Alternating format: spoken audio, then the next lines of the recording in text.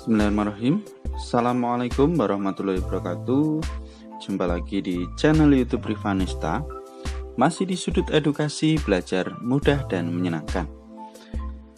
Gimana kabar adik-adik sekalian?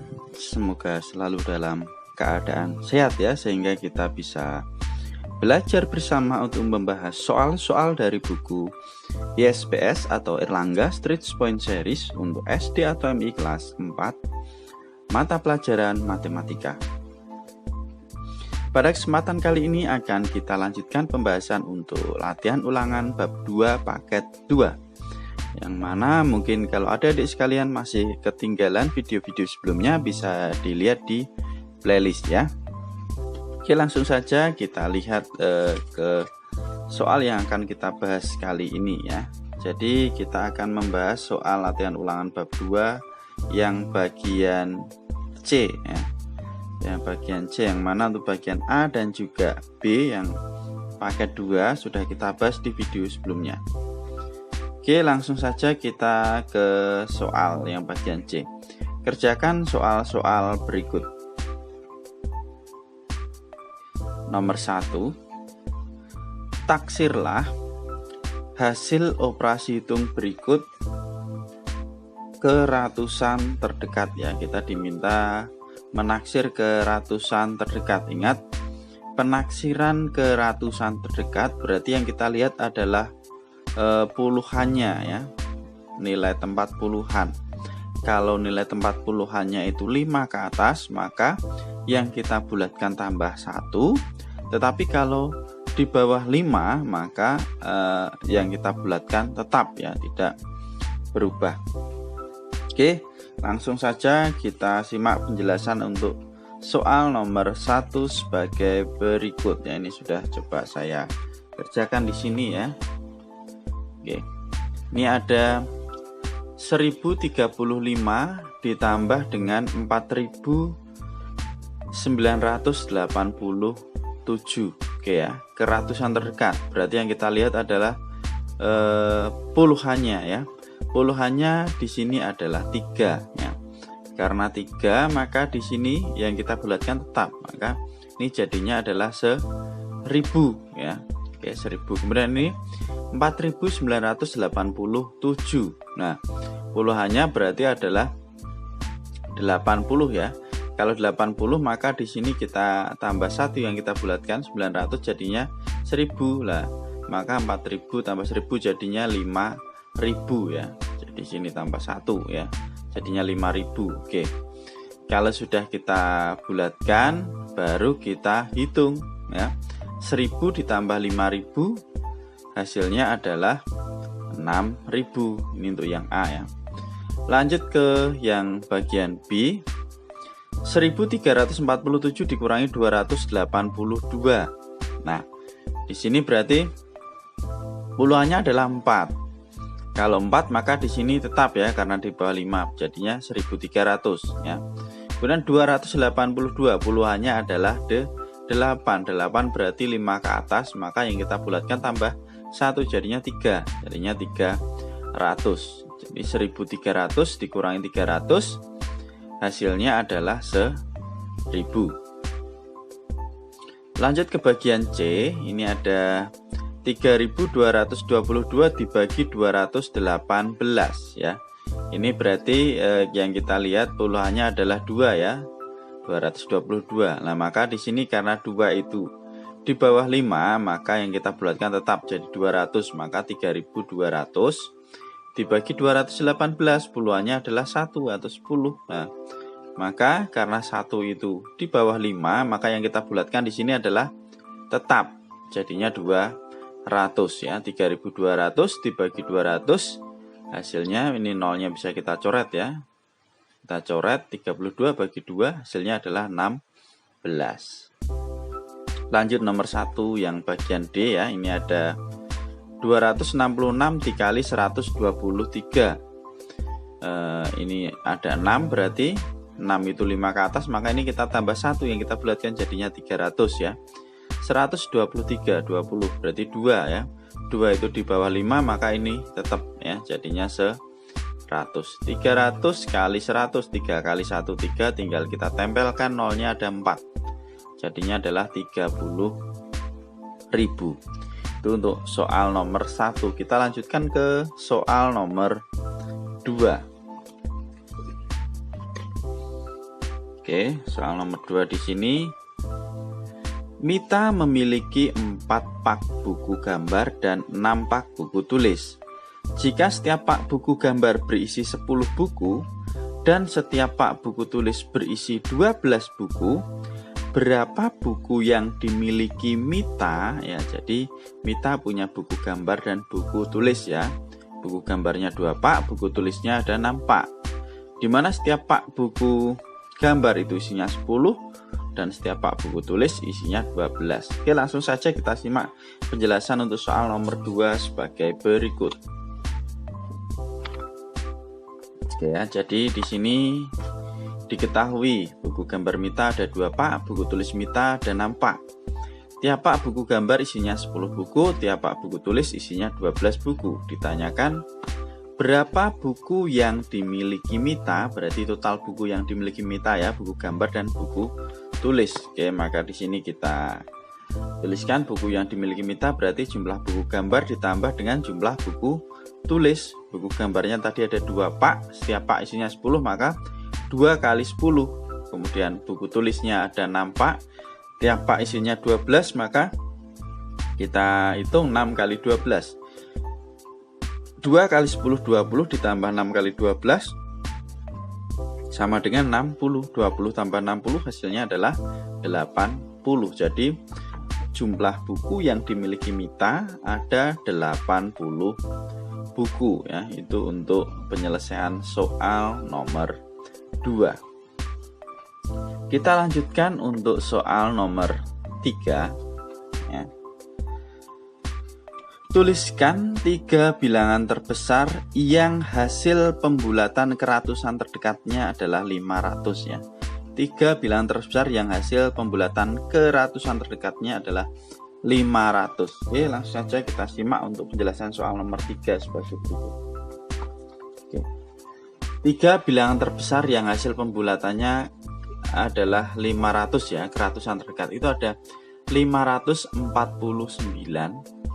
548 dan 547. Kenapa? Jadi kalau ini kita bulatkan ke ratusan terdekat, ini kan 4 ya.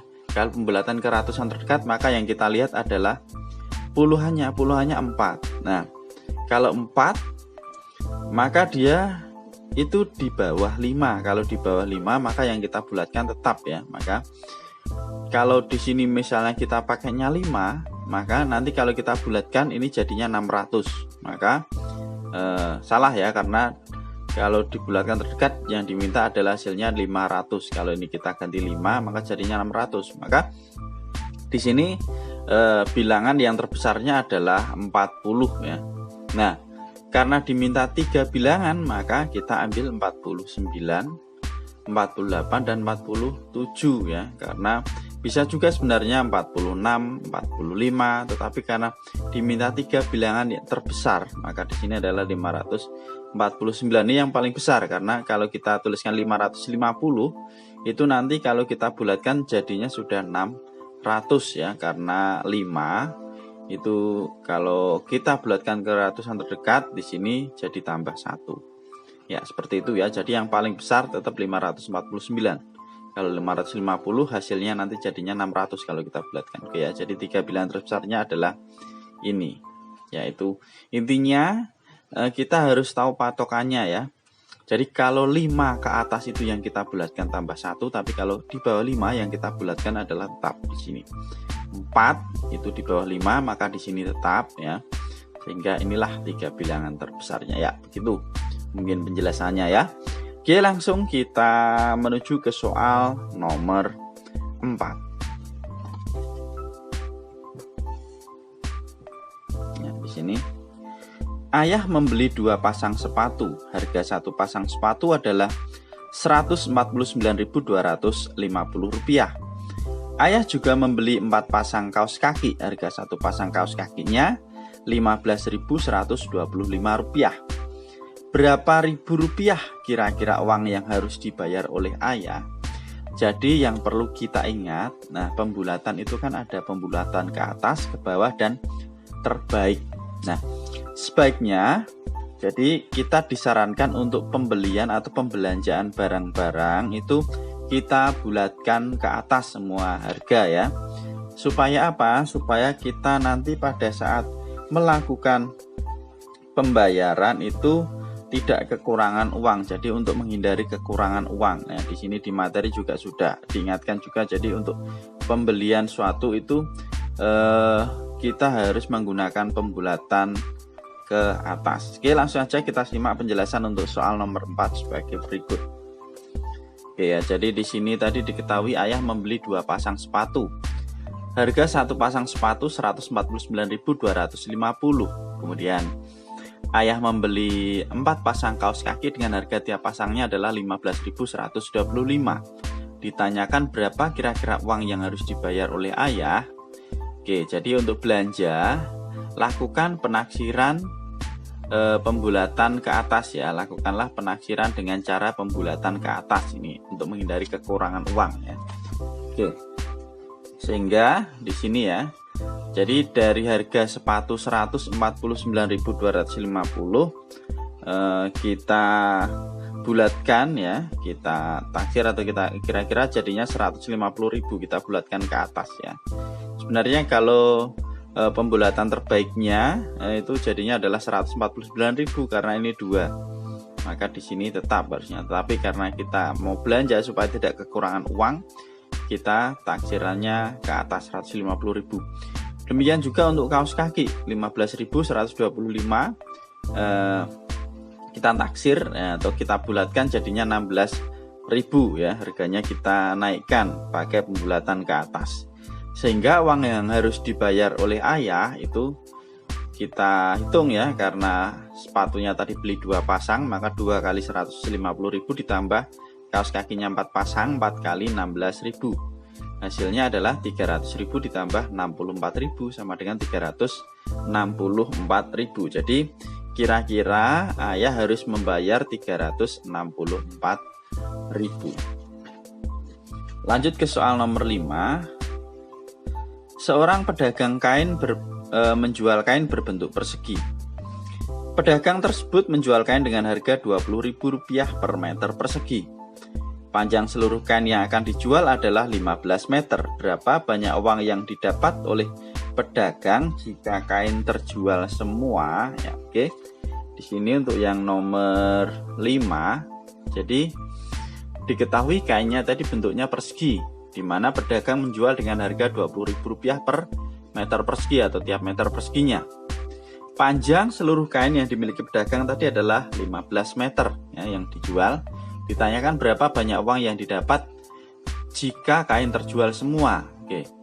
Karena kain berbentuk persegi, maka kita cari dulu luas dari persegi, yaitu sisi kali sisi. Berarti 15 kali 15 hasilnya adalah 225 meter persegi. Yaitu luas kainnya, sehingga uang yang didapat oleh pedagang tinggal kita kalikan ya, luas kain dikalikan dengan harga tiap meternya tadi 225 kali 20.000 tiap meter persegi ya, sama dengan 4.500.000. Jadi banyak uang yang didapat pedagang jika kain terjual semua adalah Rp4.500.000.